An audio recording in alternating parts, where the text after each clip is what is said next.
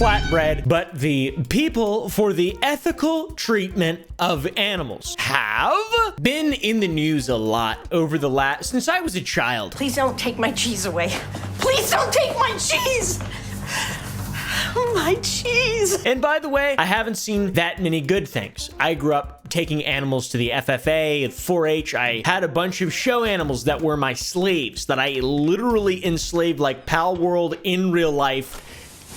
And I would walk them around with a halter in front of a bunch of people, and they would go, give me that, and they would bet on them and stuff, and then they'd buy them from me, give me the money. I would profit greatly. For example, I bought my first Xbox 360 from selling a cow that I raised myself. And then I ate his corpse, or what was left of it. So PETA's not really something that I have a lot of sympathy for inherently, but as an adult man who's trying to learn, I want to do a little bit of research. So today we're going to be talking about the Cult of Peta. Peter Griffin. PETA. No, PETA, the organization. Just by judging its name seems like a good operation, full of good people. People for the ethical treatment of animals. Makes sense. Of course, everyone wants anything that's living to be treated with respect and be treated in an ethical manner, as to not cut corners and hurt anything, murder anything, unless it deserves to be murdered. PETA is just a bunch of people that want animals to be treated correctly. Hello, the internet. Today we're going to make a vegan version of a turducken, or as it's also known, a tofucken. I can get behind that, and so can you, Chumley, goofy sub-character from Pawn Stars. I can listen to you talk all day. As an owner of 2 pets that I love immensely and a third that I don't love as much, I'd love it if every single animal in the world was treated the same way that I treat my beautiful companion creatures. Let's play Roblox. By the way, that's not real. That's not a real video. Right? A lot of people think that that's real, that I threw Franken beans, but no, it's actually edited. All right, I'm not a piece of shit. Animals, for example, are not ours to experiment on. We are just human beings. They're not for use for our technological advancement. We shouldn't be putting makeup on monkeys. Am I right, guys? This seems to be the main point behind PETA's message and what they are desiring to achieve. For example, you can report cruelty to animals on their website, the very front page. All great things aside from not ours to eat and wear, because I like I wear boots every day that are, I mean, I'm wearing them right now. They're not boots, but these are leather. And also I love eating meat. Just like I love eating all kinds of meat. Other than that, I agree wholeheartedly with PETA's message. I think, at least.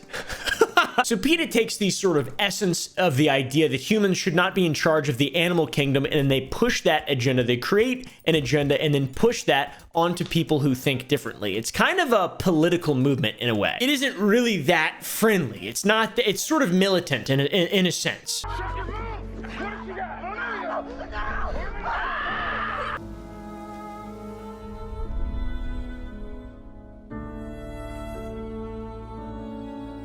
The people who make up and represent PETA voice their concerns, anger, and sadness over the state of our current relationship with animals in many ways. They use social media campaigns, perfectly normal. They even do protests, many of which are unbearable to witness. If we could be the Martin Luther King for animals, why not?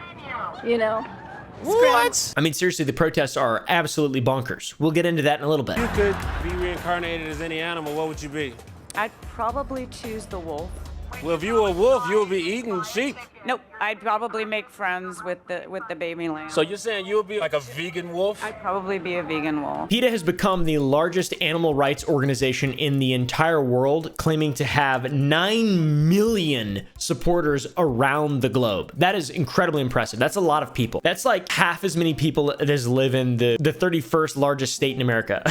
It's really not that many people. It's really not that many. You think it'd be more. Everyone knows what PETA is. Literally everybody, but there's only 9 million members? What? Or supporters? Not even members. It's maybe because they are not that good at what they do. Well, a PETA demonstration turning heads in downtown Mobile today. The organization calling it aliens feasting on human flesh. Before we cover the Cult of PETA and some of the stories that we'll be delving into in this video in relation to PETA, it is important to discuss the leadership of PETA and how they came to be so self-righteous in their crusade to protect animals, because it always starts at the top, baby girl. Ingrid Newkirk is the co-founder and president of PETA. She seems like a nice lady, but in spite of her looking like a nice old lady type character, she's actually a kind of a bitch. I hung from a hook in the Smitherfield's meat market with the pig carcasses. She's a reputation for being extreme, and she claims that she's only getting more extreme with age. For example, she is quoted in this article as saying, "I'm becoming more radical with age." See, you know, right from the horse's mouth. I don't mean to say that she looks like a horse or anything like that. She doesn't look like a horse. Now, this statement that she's becoming more radical with age might be shocking because back in 1991, she and some other activists were arrested after storming a pigeon shooting event by going out and racing onto the field and releasing pigeons from their boxes. Now, why are people shooting pigeons in boxes? I have no fucking idea. That sounds insane, but that's a radical move. And at this point, they're the good guys because the pigeon shoot is just an event in which they got boxes, put pigeons in them, and then launch them from catapults, basically, and you just blast them with shotguns. That's not really hunting. That's just shooting things, shooting catapults. So yeah, it's pretty radical, but also pretty good guy, to be honest. So that's a small idea of who she is. Some other things to really build the full picture. She's a bit of a misanthrope. She, for example, hates children. "I'm not only uninterested in having children, I'm opposed to having children. Having a purebred human baby is like having a purebred dog. It is nothing but vanity. Human vanity." What? That's crazy. "Humans have grown like cancer. We're the biggest blight on the face of the earth." All right, guy from the Matrix. And every other evil villain that you could possibly imagine in the most cartoonishly evil ways. "But yours may have laser eyes, but mine breathes fire!"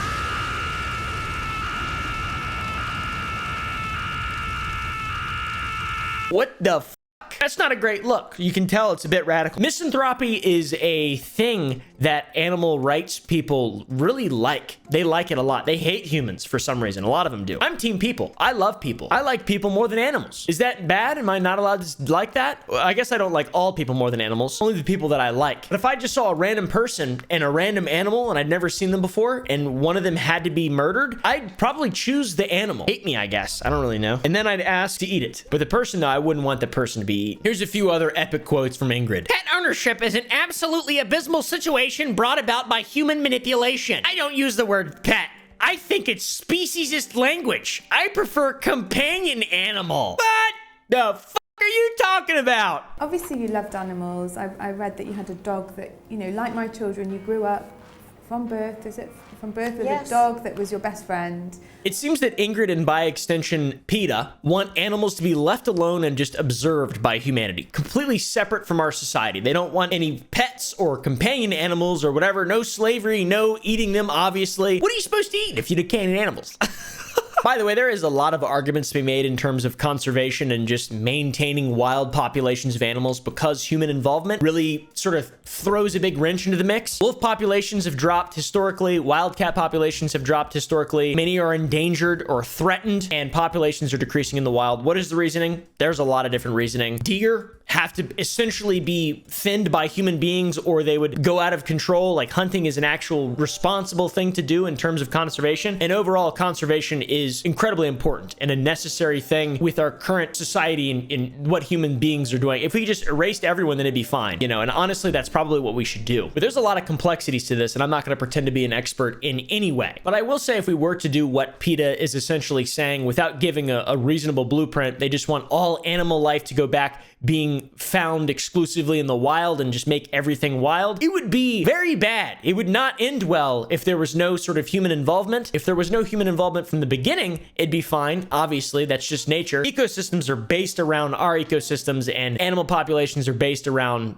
sort of humans. So I feel like I don't know what the end game is here for Peter. Are we really doing this? I guess for ethical treatment of animals, I'm not sure. Seems a little bit hypocritical though. And that leads us into our first epic, hypocrisy. I'm doing so much investigating right now. This is awesome. Oh, Frank, seriously? I have such a raging clue right now. I think we better follow it. Okay, let's follow your raging clue. PETA loves fighting for the lives of animals. Meanwhile, killing approximately 2,000 cats and dogs every single year. In one case, they even stole a dog off a porch to just kill it. 2 years ago, 2 PETA workers took and euthanized a dog from a porch in Accomack County.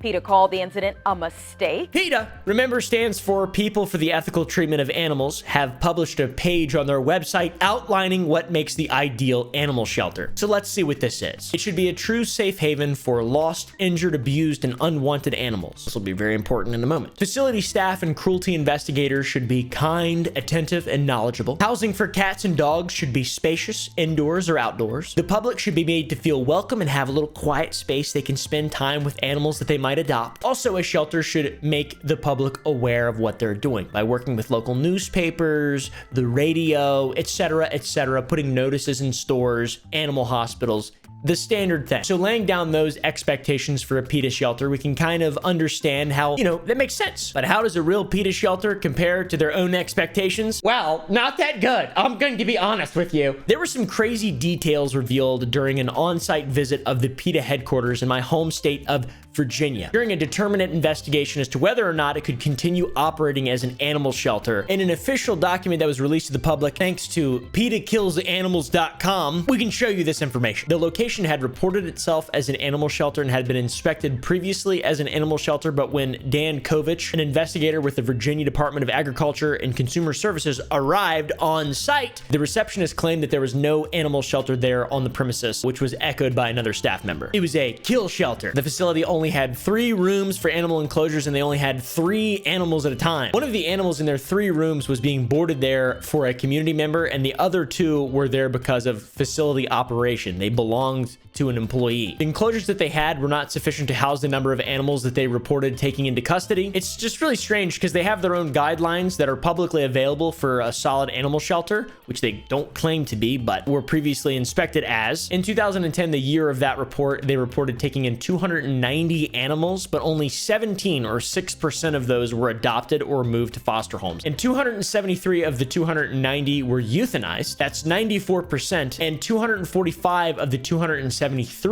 that were euthanized within the first 24 hours of their arrival, which is not good. David decided to also include a visual aid to help us understand how ridiculous this is. Statewide animal shelter dog and cat disposition 6-year history. Euthanasia, adoption, and transfer. It's about half and half. It's terrible still. PETA dog and cat disposition 6-year history. Holy shit. Seems like at a certain point they just gave up. A lot of people are upset about this whole situation because they failed to meet their guidelines very clearly, and they also weren't even open to the public, which is ridiculous. When all this went down back in 2010, that facility specifically was run by Daphna Nakmenovich, who is now the senior VP of cruelty investigations. To be fair, she has a high-profile case that's very badass where 27,000 animals were confiscated from international exotic animal dealers in Texas, my home state now, I guess, from a company called US Global Exotics, and now the owner is a federal fugitive. That's pretty baller. She spoke to Dan in an attempt to make everything look less horrific, and the excuse was that many of the animals they took in were considered unadoptable by them. She also confirmed then that the facility was not open to the public and most of the adoptions were to employees. What the f does that even mean? It's a bit ironic for an organization that is against pet ownership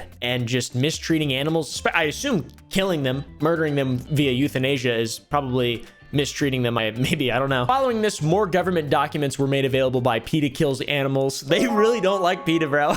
These documents serve to expose the discrepancy between the amount of animals received and how many are adopted or killed from the years 1998 to 2022. The documents show that 81% of the cats and dogs that came into their facility were killed, and 6% were adopted. It's important to provide you guys with all of the main points of information from this. By the way, this isn't just some random PETA animal shelter. This is like a shelter of last resort, in which shelters of last resort have high euthanasia sort of policies. But the problem is that they were going by an animal shelter, I assume, to get tax breaks because they're a non-for-profit. I really don't know, and that's what led to the CCF, the people who run the PETA Kills Animals website and the fucking PR firm. That led them to petition the Virginia Department of Agriculture and Consumer Services to reclassify PETA as a slaughterhouse and not an animal shelter, because they themselves admit that they kill a majority of the animals. Probably more animals than the average slaughterhouse, to be honest, which is so dumb, dude. 97.4%. They love love killing animals. Now, it is incredibly important to note that PETAKillsAnimals.com, the people who are exposing all of this, is owned and operated or run by Berman & Co., a PR firm run by Rick Berman. According to SourceWatch.org, Berman & Co. operates dozens of attack dog websites similar to this one. In the now deleted section of the PETA Kills the Animals website, which can still be accessed using the Wayback Machine, you can see that it is a project by the Center for Consumer Freedom. The Center for Consumer Freedom is a nonprofit owned and operated by Berman & Co. Berman & Co. has also lobbied in the past for the food industry and tobacco industries. Some of the places that they've lobbied for include Cracker Barrel, Hooters, the International House of Pancakes, Outback, Red Lobster, and more, including Wendy's. So, bit of a bias, maybe, but it doesn't necessarily disprove any of it. It's just important to note that it's political. This whole thing is political. No one really cares about animals. Like, that's what it seems like. It seems like nobody actually gives a fuck, except for me. SourceWatch.org, by the way, details this entire situation, and you can find it easily with a search. We might link it below. Probably will forget. All this has been found mostly factual by a media bias fact check, because there hasn't really been any false information found in the reporting, but it's typically very one-sided. You can't always win. It's weird. It's political. The PETA shit sucks. At the same time, these guys are very clearly have an agenda, and that is to make you eat square hamburger patties from Wendy's or some shit. I don't fucking know. Where's the beef? So the motivation behind PETA Kills Animals isn't exactly clear. It's a little bit questionable, but it doesn't change the fact that it's true. It's true information, and it is in regard to PETA's business practices and their hypocritical acts or whatever, and their hypocrisy. To really kind of double down though on the insanity that is PETA. PETA employees have stolen pets off of people's porches, and with that, broken the law to just kill the pet. PETA called the incident a mistake. Back in 2014, a family had their lives turned upside down when their pet Chihuahua Maya was grabbed off their porch by PETA staff and taken away to the fucking seventh circle of hell or something. The owner of the dog even has footage of a PETA van pulling up in front of his house and a woman leaving seconds later with something in her arm. Imagine that. An animal activist comes and grabs you. You're a dog. You're like, I'm finally free. And then they just kill you. That doesn't make any sense. The family had a camera on their porch, and they caught video of the PETA van backing up, an employee going onto the porch, grabbing the animal and loading her into the back of the van. 2 days after this, PETA arrived back at the house with a fruit basket and the news that Maya was dead. Wilbur says the woman from PETA came back to his house 2 days later with a gift and terrible news. They bring a bucket to fruits and fruit basket. Yeah, fruit basket. Maya had allegedly been euthanized. Maya was killed hours after the original event, which is a violation of state law, which requires a grace period of 5 days. And they were somehow fined $500 for this. I don't fucking know how that works. The group later said it would pay the family $49,000 and donate $2,000 to a local branch of the Society for the Prevention of Cruelty to Animals to honor Maya. The family had sought up to $7 million. Just in case you didn't think that was enough, they did receive an official apology from PETA. That is crazy. Talk about being your own worst fucking enemy when it comes to PR. Holy shit. Both parties said in a joint statement, PETA again apologizes and expresses its regret to the Zarate family for the loss of their dog Maya. Mr. Zarate acknowledges that this was an unfortunate mistake by PETA and the individuals involved, with no ill will towards the Zarate family. How did it just go off? How did it just... dude, if someone took Frankie off my porch and killed her, I would people in that video.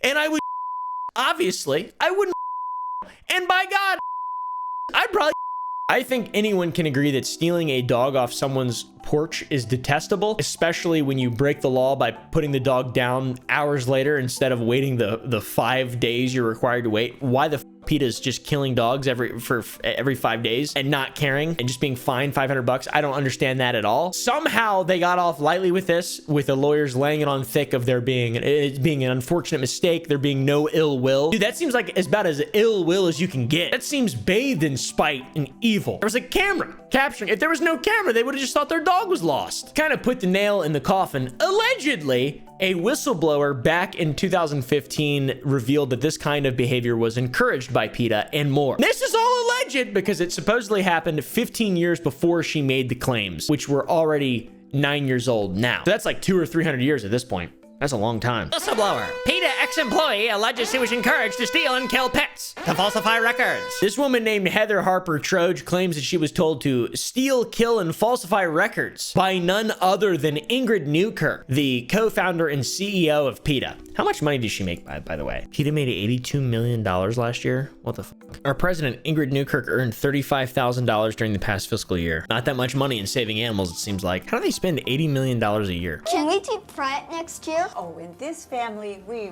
roast. Yeah. Okay. Ready to carve. Here we go.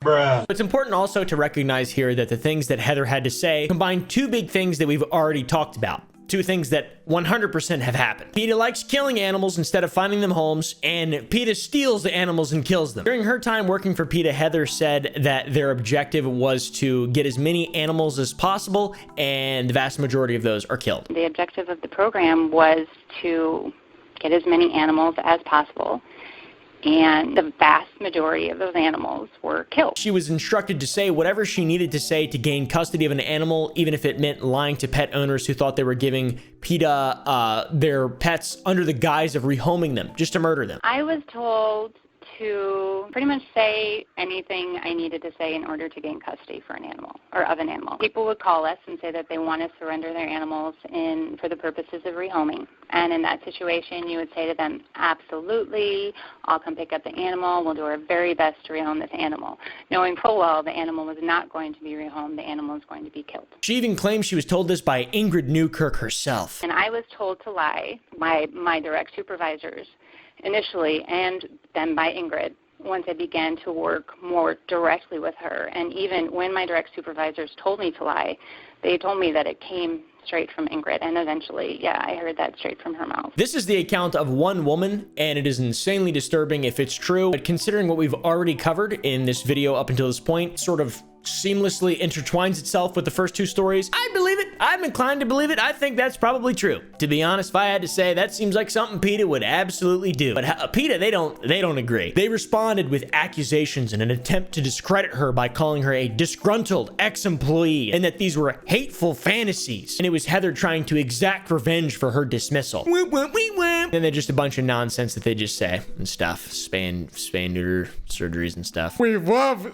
spaying and neutering animals. We love it. Now, on top of Heather coming forward, another employee who came forward in 2019 by the name of Laura Lee Cascada, she put up an article titled, "When the Crusade for Animals Falls Victim to Oppression." What the hell's that mean? And this is a bit of an interesting twist on everything we've covered so far. She says that she's not anti-PETA. In the page, in her article, she makes it clear that she is not anti-PETA. She's not opposed to PETA's euthanasia strategy. She is only opposed to PETA becoming the oppressor that they sought to dismantle. This is not anti-PETA commentary. I'm not opposed to PETA's stance on euthanasia.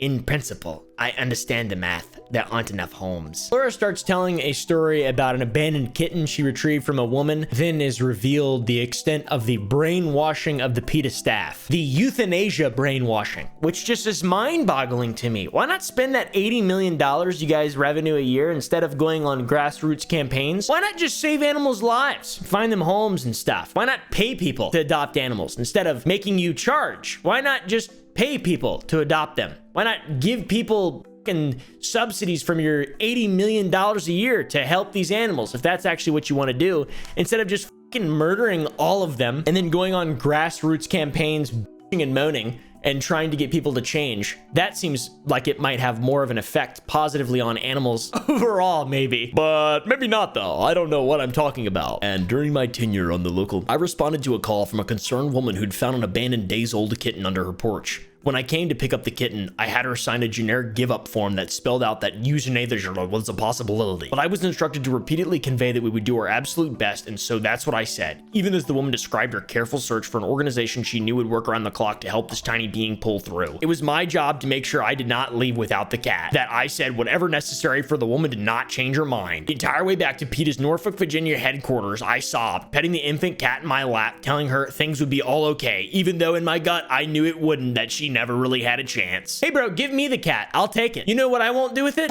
Kill it. What is wrong with PETA? I even began plotting out how I might take a detour and deliver her to a rehabber instead. Yeah, because rehabbers do more good than your fucking organization. But how could I explain a missing kitten to the woman waiting with a needle? I couldn't, so I complied without a word. How the f can they kill so many animals and just be okay with it? That's crazy. A lot of brainwashing going on here, it seems like. Very cult-like behavior. Very odd, very odd. At PETA, we are told that euthanasia is often our best bet. Euthanasia is the happy ending for many animals. Humans created the problem, and PETA is cleaning up their messes. As someone who has seen the devastating effects of the massive overpopulation problem, I grasp that to my core. PETA went one step further. It made sure that employees not only understood this concept, but that it was also embedded into our operating principles. All employees are carefully groomed through issues training. They are ensured they have fully adopted the us versus them mentality. People who support every single euthanasia decision the organization makes at all times versus everyone else. That is mind-bogglingly insane. One thing I noticed that I found interesting as well from Laura's article is that she's always using the term tribe. Speaking up means you could be booted from the tribe. It's like a fucking cult. You're not allowed to think differently. It's a tribe. It's us versus them. She said it herself. So behind the scenes, it seems like a cult. In the public eye, it gets even worse. The ways that they behave are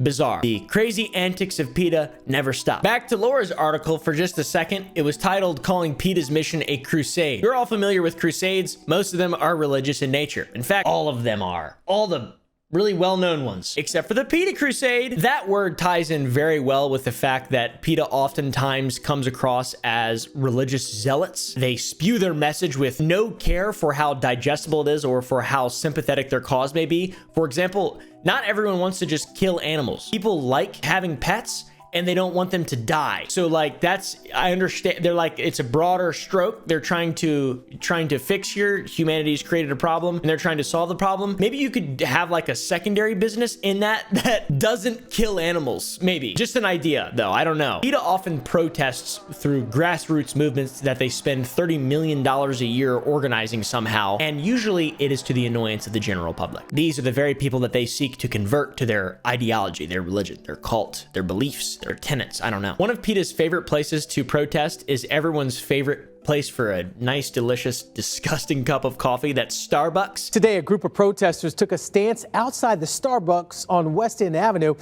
It was all about vegan milk. Save the planet, save the cows, and the vegan upcharge now. This was the scene outside Starbucks on West End Thursday morning. They've protested there on many occasions. For example, they protested the upcharge for vegan milks by cementing their feet in the entrance of a Starbucks parking lot. Protesters with People for the Ethical Treatment of Animals were quite literally cemented outside the Mack Avenue location. They want the company to stop upcharging for non-dairy milks. That is fucking dumb, but also epic. They're really worked up over a 70-cent upcharge to alternative milk options. That's why we charge you up to 90 cents extra for our vegan milk. Because when you really care, like you do, it's a small price to pay. Valid, fair, I guess. It's more expensive to make. There's less infrastructure to create, and also it's not good for the environment and just really bad for you. Pretty much all milk is just really bad for you, except for macadamia nut milk. It's about the healthiest of all the nut milks and the most environmentally sound. Actually, I don't know. I haven't done any research on that. They like to dress up like cows too and chain themselves to the entrances of Starbucks. Dress up like cows while protesting milk. It's like kind of a fetish thing that they like to do. Gabori's house. He is the chief sustainability officer at Starbucks, and we're telling him to live up to the values that he claims to believe and claims to follow as our sustainability officer. Scary, scary, go vegan, go vegan. Very cult-like, isn't it? And they got their little bloody milk jugs. This is what your $30 million a year is going towards. And then they got this dope-ass thing. Bro, I would love to have this. I would hang this up in front of my house. Be great. Even this dweeb, James Cromwell, a fairly recognizable actor. I can't remember what he's been in. You just keep caring about saving the world, and we'll keep caring about our savings account. Because Starbucks cares about money. But I know his face for sure. He joined the PETA Starbucks protests. He glued himself to a Starbucks countertop like a activist or whatever. I don't know, dude. When will you stop charging us more for vegan milk? When will you stop raking in huge profits while customers, animals, and the environment suffer? He was in The Longest Yard and Succession. That's where I know him from. Succession, he's the brother. Good show, by the way. There was also time for a nice photo op outside when he put his hands on the window. Oh, this is so funny. The comments for the TikTok are really bad, man. They're really bad. Protesting capitalism at a Starbucks is peak comedy. Imagine thinking it's Starbucks that dictates the cost difference of vegan milk. Just look at price points in your grocery store. Yeah, it makes no sense. It seems like they mean well, they have a good cause, but it's just like the way that they go about with their action plans, it just doesn't really make a single cent of logical sense. It's makes no sense. It's crazy. PETA has also accused Starbucks of killing polar bears somehow. I don't understand. That's another protest for vegan milk upcharges. Of all the things you could protest and battle, paying less for vegan milk is their hill that they want to die on, it seems. At least that's the one that comes to mind in the popular culture zeitgeist that we always see. Hey, I got an idea though. PETA, all the money you spend protesting milk, spend it not killing animals. Probably a greater good that you're getting done there. There are so many clips of them protesting milk, the dairy industry. They don't just protest dairy at the expense of too expensive alternative milk. They also protest alternative milk. For example, the time they protested buying coconut milk sourced from Thailand at Whole Foods because of forced monkey labor. That's crazy that's a thing. I cannot believe that shit. I remember seeing this on TikTok. Non-Thai milk! Forced monkey labor! Forced monkey labor! Dude, if I could make sour boys made with forced monkey labor, I would. Just kidding, I would never do that. One lady leading the monkey chants got carried out into a police van by 4 officers. Money is not an excuse for animal abuse! Profit is not an excuse for animal abuse! Nobody really seems to be listening. They're just people screaming. It's just performative activism, narcissistic activism. I don't really know what you would want to call it, but it doesn't really seem to be doing any good at all in any way. It's just like the Just Stop Oil protest people where it's just obnoxious, self-righteous people throwing soup and shit on fucking paintings and whatnot. What is worth more? Art or life? Is it worth more than food? Worth more than justice? It's just a bad look, man. It's a bad look. Why are you doing that? Causing a scene. It doesn't do any good. Nothing makes me want to drive my truck more than soup on a Mona Lisa or something, you know? By the way, PETA has also made a video game called Kitten Squad, where you're a cat that fights robots and also defends animals. There's not a lot of euthanasia in it though, unfortunately, which I thought there would be. The bird in the middle acts as a tutorial who also gives fun animal facts, mostly about animal abuse, such as lamb's testicles getting removed. The reviews are pretty bad. 52% positive. This guy said, I'm going to eat hamburger now. Absurd. It's pretty crazy. You know, they got the game. They got their interesting monkey labor protests. We take it back to the top. This is potentially the strangest thing in regard to PETA, and that is Ingrid Newkirk's will. You can read all about this on the PETA website, and this is what will be done with her body after she dies. They will be sending one of her eyes to the NIH and the other to the UK Home Office for wasting time and taxpayer money on animal experiments. They will carve out and sear some of her flesh to fry up with onions for a human barbecue. They will peel off and cure her skin to fashion into a leather belt and purse. They will use her intestines for sausage casings and send them to Salt Bay. They will use her foot to fashion a human umbrella stand. They will break then display her leg at the Kentucky Derby or the Grand. Now we get to their social media, which is another level of cringe and pointless virtue signaling that will result in people just hating you more. They have a video about eating chicken making your kid's penis small. They even tried to further their anti-milk campaign by saying milk is a symbol for white supremacy, which is crazy. So let's talk about their links to the T word, just in general, because that's right. There are links between PETA and the T word. More specifically, their affiliation with 2 groups, the Earth Liberation Front and the Animal Liberation Front, both extremist rights organizations that have committed multiple acts of arson and even bombings. According to the Department of Homeland Security, one of my least favorite 3-letter organizations that is run by the United States government. Between 1995 and 2010, there were 239 instances of arson and bombings from these groups, 45% of them being from the ALF. Even the FBI Deputy Assistant Director in 2004, a fellow named John E. Lewis, talks about how these groups had emerged as a serious domestic threat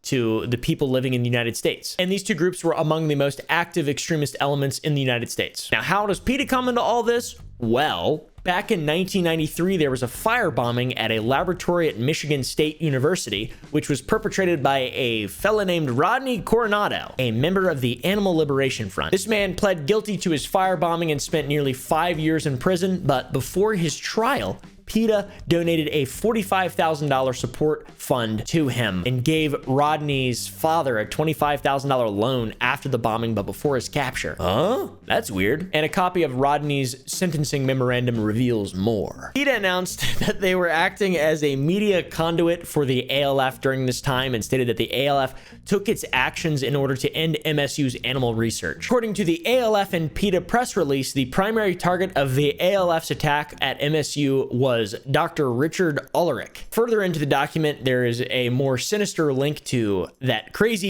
Ingrid we can find. This is so insane. Investigators learned that immediately before and after the MSU arson, a Federal Express package had been sent to Bethesda, Maryland address from an individual identifying himself as Leonard Robideau. The first package went to Ingrid Newkirk, PETA's founder. The second package contained documents that had been stolen from Dr. Ulrich during the MSU raid. The first warrant was executed at the home of Maria Blanton, a longtime PETA member who had agreed to accept the first Federal Express package from Coronado, after being asked to do so by Ingrid Newkirk. These records showed that Coronado, Alex Pacheco, another PETA founder, and others had planned a burglary at Tulane University's Primate Research Center in 1990. So it seems like PETA might have started as not like a charity or like a foundation to help animals, and more so a organization. I don't really fucking know, to be honest. One thing's for sure is they don't help a lot of animals. They kill a lot of animals, so that makes sense. The roots sort of add up there. Times have changed. Obviously, this was 1993. Back in the 90s, things were different. All right, Austin Powers was around and stuff. Now, we don't have Austin Powers. We've got PETA, and they make $80 million a year bitching and moaning about milk and also euthanizing 94% of the animals that come into their shelters. And also, let's not forget about stealing people's animals as well and killing them before the 5-day period to only be fined $500. That's crazy. Now they have a page on their website clarifying their stance on the ALF. They refuse to condemn their illegal actions so long as no sentient being is being harmed. And then Ingrid Newkirk said, I will be the last person to condemn the ALF. Wow, that's crazy. The thing that PETA does is devalue actual real things that are going on within humanity. It's very vegan teacher-esque. Speciesism is a disease. Comparing animals dying and being eaten to a Holocaust on your plate. Comparing animals being pets and used for things as, you know, actual real slavery, human slavery. They also had an advertising campaign that linked milk with autism. They also linked the KKK to the AKC, the American Kennel Club, because it's about pure bloodlines, which is f***ing absurd. I'm sorry, sir. I think you have the wrong meeting. Oh, is this the American Kennel Club? Yes, but, you know, we're discussing... And you believe in the sanctity of pure bloodlines, right? Yes. And breeding to achieve a master race? Well, master pedigree. They're... Race, pedigree, I mean, that's just all semantics. They hated Steve Irwin, which that alone is enough to make me not like them, and many, many, many more terrible things. In conclusion, PETA might ultimately mean well with their goal of pursuing animal freedoms. Realistically speaking, they're not going to get a large swath of the general population to be supporters. Somehow they make $80 million a year. I don't understand that. I just don't understand PETA. Like, I don't want to go to circuses. I don't like SeaWorld. I don't want animals to be euthanized either by animal shelters. And there's probably going to be something soon, hopefully, that comes in and makes a bigger difference than PETA and is also something that can be celebrated by both sides of the aisle, not just the extreme, literal terrorist associated side that I don't want to be associated with at all. PETA's not good. I don't like PETA, but I do love PETA bread. And Peter Griffin. Somebody better have something to say to me pretty damn soon, or I'm gonna have something to say to them. I am very busy. I think Betty White is in PETA. That doesn't even make any sense!